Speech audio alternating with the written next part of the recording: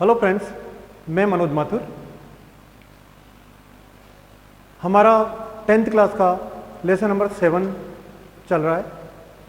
पिछले चैप्टर में हमने विधानसभा के बारे में पढ़ा था। अब हम आज विधान परिषद के बारे में पढ़ेंगे। विधान परिषद, जैसे कल मैंने एक बेसिकली आपको एक बात बताई थी कि अनुच्छेद 168 के अनुसार, संविधान के अनुच्छेद 168 के अनुसार संविधान के अंतर्गत प्रत्येक राज्य में एक राज्य विधानमंडल की व्यवस्था प्रदान की गई है। 168 में तो क्या किया गया है कि राज्य विधानमंडल की व्यवस्था की गई है। और ये राज्य विधानमंडल क्या होता था? जैसे कल मैंने आपको बताया था, राज्य विधानमंडल की व्यवस्था अनुच्छेद 168 में की गई है। विधान मंडल, और इस राज्य विधानमंडल के अंतर्गत मतलब एक तो जो किससे मिलकर बनता है, राज्यपाल, और किसी राज्य में 2 सदन और किसी राज्य में 1 सदन से मिलकर बनता है। तो राज्य विधानमंडल के 2 सदन, विधानसभा और दूसरा है विधान परिषद। विधान परिषद, जैसे कल मैंने आपको बताया था कि विधानसभा राज्य विधानमंडल का प्रथम, निम्न या लोकप्रिय सदन है, यानी जनता के प्रतिनिधियों का सदन, और विधान परिषद द्वितीय या उच्च सदन है। तो आज हम इस विधान परिषद के बारे में पढ़ेंगे। एक बेसिकली जो बात आपको मालूम होना चाहिए, जैसे राज्य का वैधानिक प्रधान, राज्य का वैधानिक प्रधान कौन होता है? राज्यपाल। इसी प्रकार राज्य के बहुमत दल का नेता, बहुमत दल का नेता वो कौन होता है? मुख्यमंत्री। मुख्यमंत्री। इसी प्रकार जो मंत्री परिषद, मंत्री परिषद सामूहिक रूप से उत्तरदायित्व रखती है, वो विधानसभा के प्रति अपना उत्तरदायित्व रखती है। और राज्य विधानमंडल का द्वितीय या उच्च सदन विधान परिषद। ये बेसिकली बात है कि अनुच्छेद 168 में कहा गया है, या अनुच्छेद 168 में राज्य विधानमंडल की या प्रत्येक राज्य के लिए राज्य विधानमंडल की का प्रायोजन किया गया है, का प्रावधान किया गया है। और राज्य विधानमंडल जो राज्यपाल तथा कुछ राज्यों में 2 सदनों और कुछ राज्यों में 1 सदन से मिलकर बना है।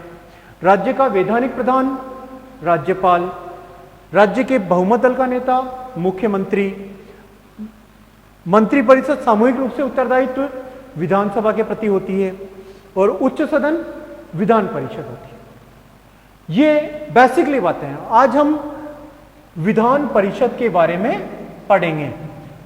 जैसे केंद्र के अंदर संसद, व्यवस्थापिका किससे चलती है? जो राष्ट्रपति और संसद के 2 सदन, लोकसभा और राज्यसभा।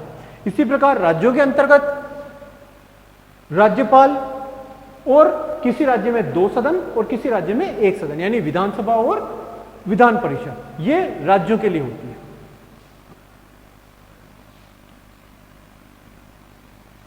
आज हम विधान परिषद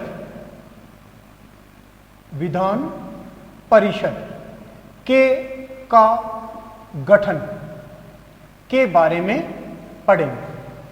जैसे मैंने अभी जस्ट आपको बताया कि विधान परिषद राज्य विधानमंडल का द्वितीय या उच्च सदन माना गया है। सबसे पहले हम विधान परिषद की उत्पत्ति एवं समापन के बारे में पढ़ेंगे। विधान परिषद, या ऐसा मान सकते हैं कि विधानसभा को विधान परिषद की उत्पत्ति यानी सृजन एवं समापन यानी उन्मूलन के लिए संसद से सिफारिश करने का अधिकार प्राप्त है। संसद से सिफारिश करने का अधिकार प्राप्त है। सीधी सी लैंग्वेज, विधानसभा को विधान परिषद की उत्पत्ति एवं समापन के लिए संसद से सिफारिश करने का अधिकार प्राप्त है। संसद यानी लोकसभा और राज्यसभा। अनुच्छेद 169 में के अनुसार यदि विधानसभा अपने पूर्ण बहुमत से या उपस्थित एवं मतदान करने वाले दो तिहाई बहुमत से प्रस्ताव पारित कर देती है तो संसद उस राज्य के लिए विधानसभा की उत्पत्ति एवं समापन के लिए कानून बनाएगी, कानून का निर्माण करेगी। कौन? संसद। किसके लिए? यदि विधानसभा अपने पूर्ण बहुमत से, यानी विधानसभा के सदस्य पूर्ण रूप से बहुमत से या उपस्थित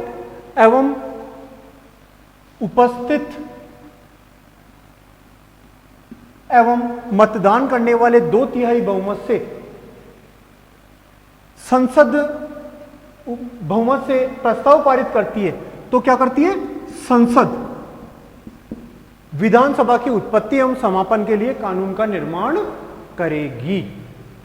पहली बात सिंपल।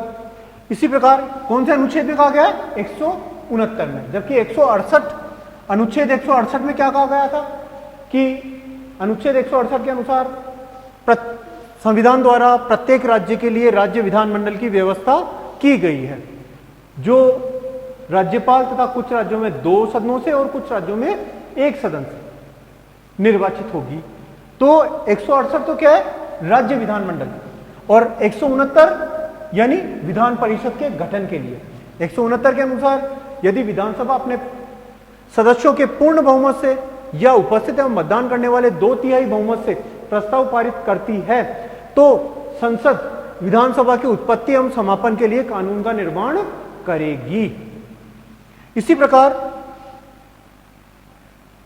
ये पहला पॉइंट।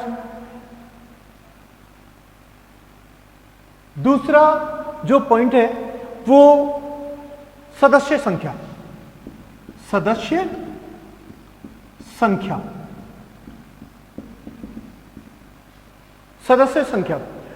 संख्या के लिए हम आपको बताते हैं कि विधानसभा के सदस्यों की संख्या उसकी विधानसभा, या यूं मान सकते हैं कि विधान परिषद के सदस्यों की संख्या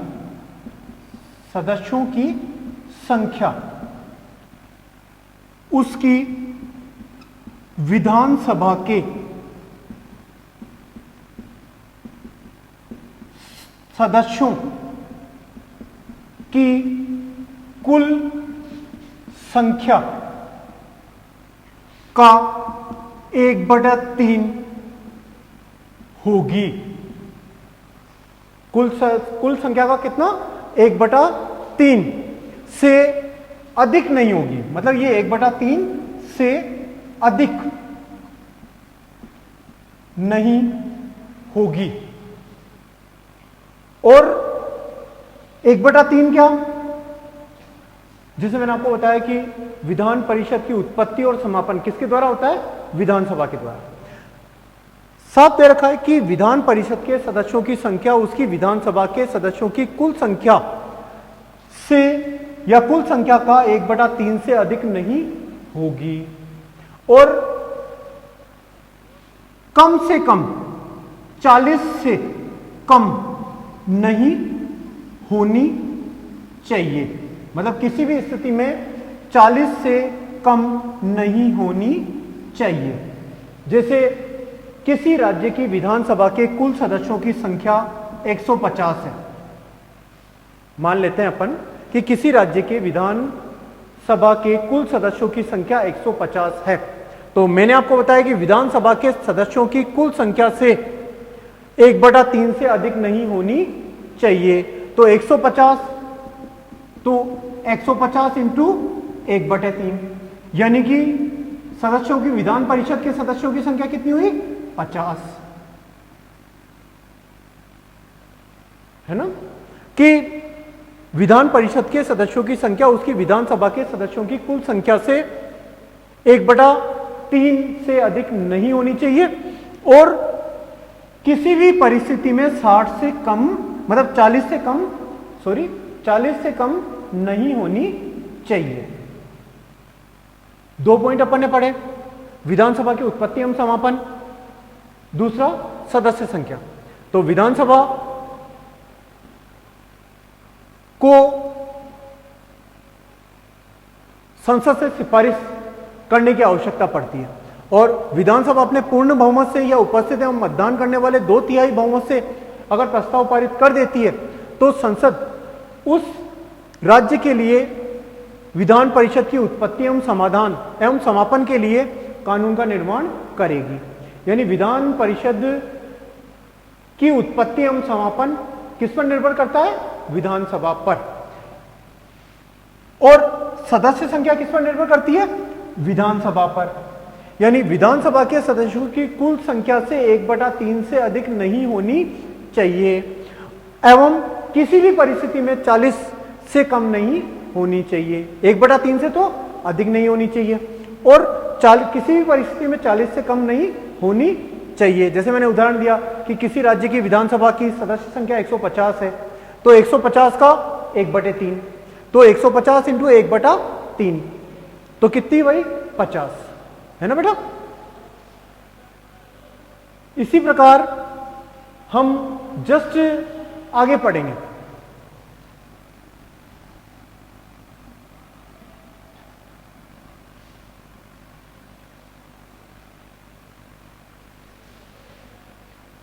इसी प्रकार हम तीसरा पॉइंट जो पढ़ेंगे वो है सदस्यों का निर्वाचन एवं मनोनयन। तीसरा पॉइंट है सदस्यों का निर्वाचन एवं मनोनयन। सदस्यों का निर्वाचन एवं मनोनयन। विधानसभा के कुल सदस्यों की संख्या में 5/6 सदस्यों का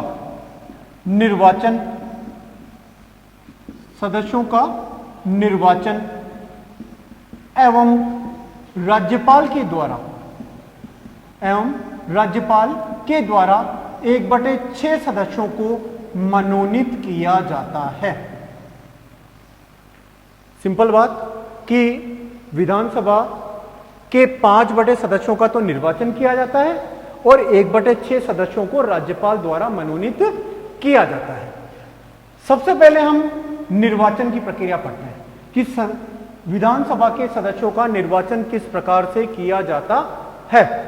तो विधानसभा के सदस्यों का निर्वाचन है वो अप्रत्यक्ष रूप से किया जाता है। निर्वाचन कैसे? अप्रत्यक्ष रूप से किया जाता है एवं यह निर्वाचन आनुपातिक प्रतिनिधित्व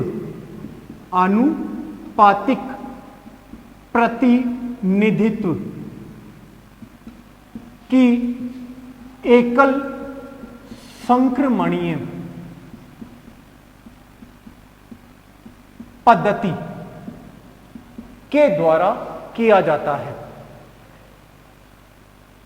सिंपल सी बात बताई थी मैंने कि विधान परिषद के 5/6 सदस्यों का तो निर्वाचन किया जाता है और राज्यपाल द्वारा 1/6 सदस्यों को मनोनीत किया जाता है। और यह निर्वाचन किस प्रकार से होता है कि विधान परिषद के सदस्यों का निर्वाचन अप्रत्यक्ष रूप से किया जाता है और यह निर्वाचन आनुपातिक प्रतिनिधित्व की एकल संक्रमणीय मत पद्धति द्वारा किया जाता है। इसके अतिरिक्त निम्नलिखित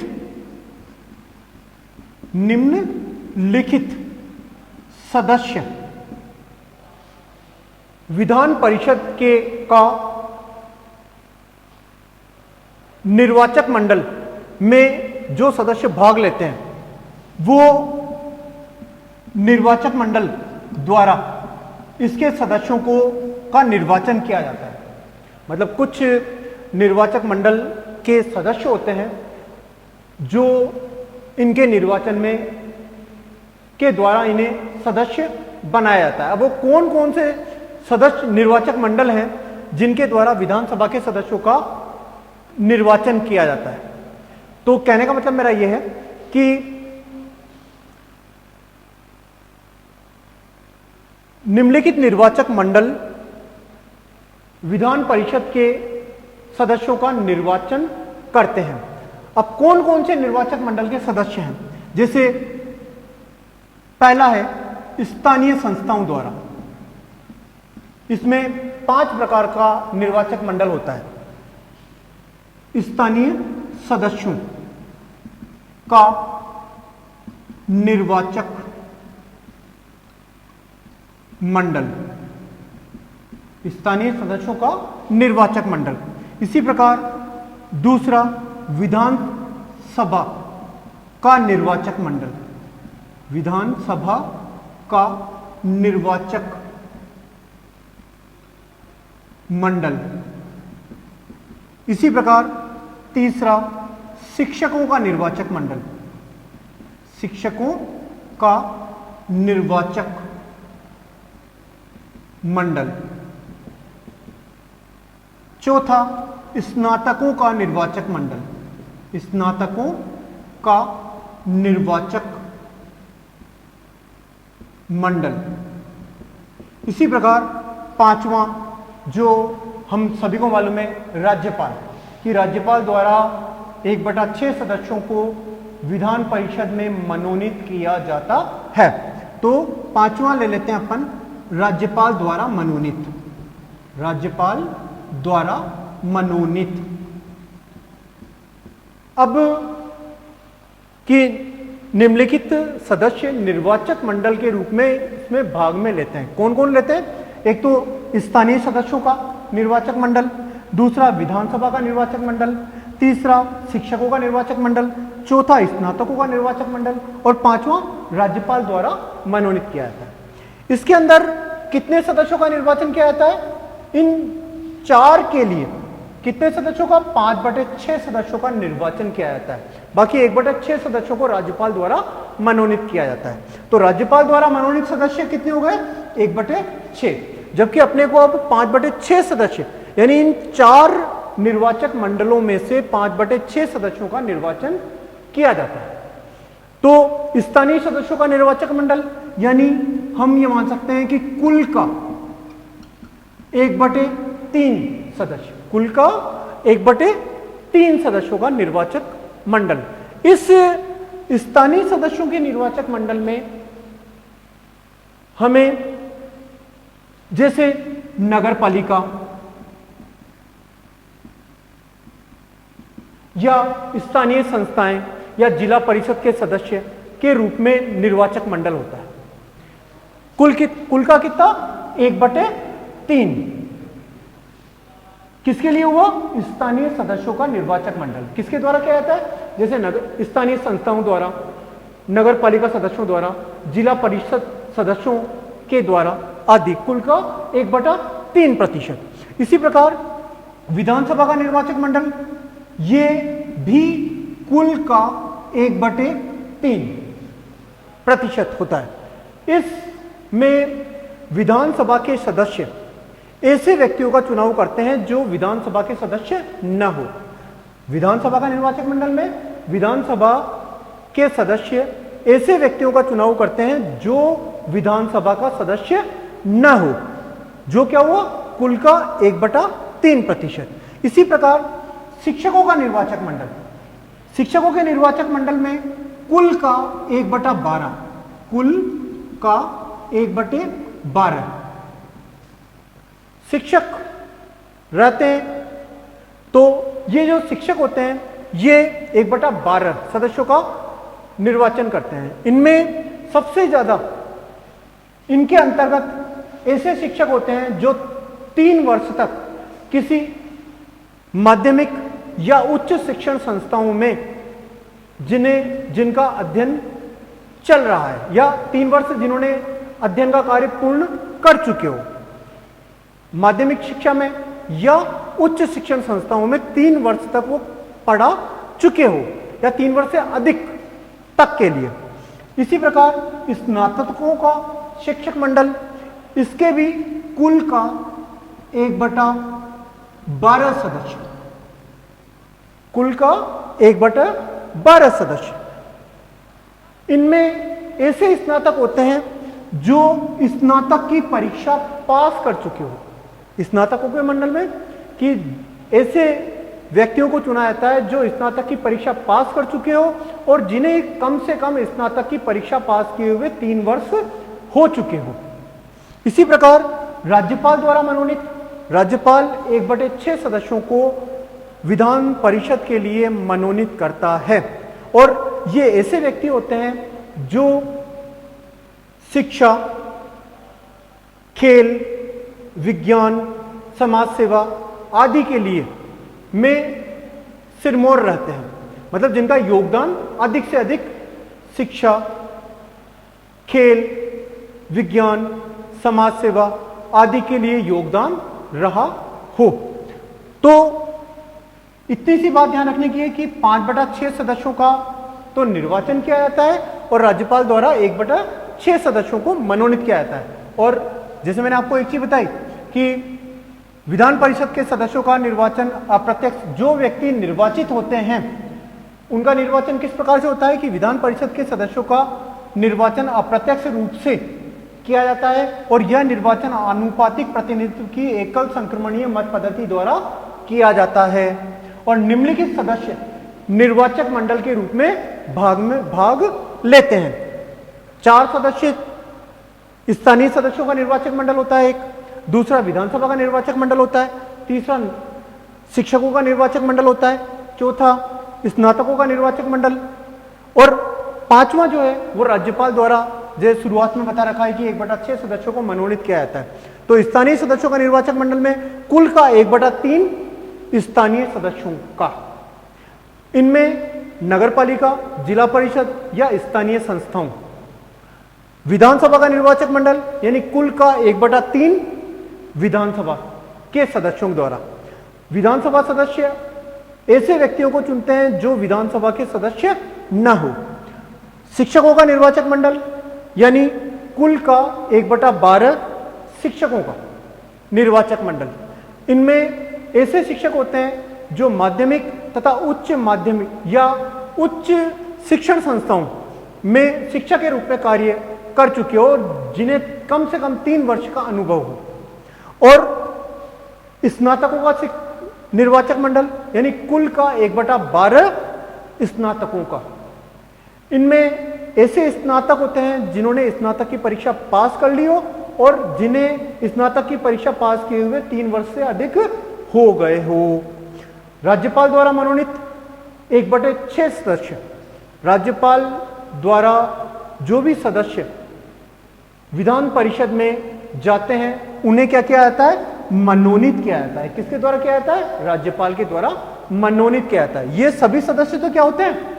निर्वाचित किए जाते हैं, जिनका चुनाव अप्रत्यक्ष रूप से आनुपातिक प्रतिनिधित्व प्रणाली की एकल संक्रमणीय मत पद्धति के द्वारा किया जाता है और राज्यपाल द्वारा 1/6 सदस्यों को मनोनीत किया जाता है। और ये ऐसे सदस्य होते हैं जो शिक्षा, विज्ञान, खेल, समाज सेवा आदि में अपना उत्कृष्ट योगदान रखते हैं। अब हम जस्ट इसके आगे पढ़ेंगे। विधान परिषद का गठन हम यह पढ़ रहे हैं। हम इसके जस्ट आगे विधान परिषद का गठन में 5वां पॉइंट पढ़ेंगे, सदस्यों की योग्यताएं, कि विधान परिषद के सदस्यों की योग्यताएं क्या क्या होनी चाहिए। विधान परिषद के सदस्यों के लिए वे ही योग्यताएं हैं जो विधानसभा के सदस्यों के लिए अनिवार्य थी। केवल अंतर कितना है? केवल अंतर इतना है कि विधान परिषद के सदस्यों की आयु 30 वर्ष पूरी कर चुकी होनी चाहिए। सदस्यों की जो योग्यताएं हैं, विधान परिषद के सदस्यों में भी वही योग्यता होनी चाहिए जो विधानसभा के सदस्यों के लिए अनिवार्य थी। केवल अंतर इतना है कि विधानसभा के सदस्यों के लिए आयु 25 वर्ष, जबकि विधान परिषद के लिए व्यक्ति की आयु 30 वर्ष पूरी होनी चाहिए। इसके अतिरिक्त विधान परिषद के सदस्य को अपने विधानसभा क्षेत्र के निर्वाचन क्षेत्र का निर्वाचक भी होना चाहिए। यानी जिस विधानसभा से वो चुनकर आ रहा है तो उस क्षेत्र के निर्वाचन क्षेत्र में का निर्वाचक होना चाहिए। इसी प्रकार छठा है पदाधिकारी।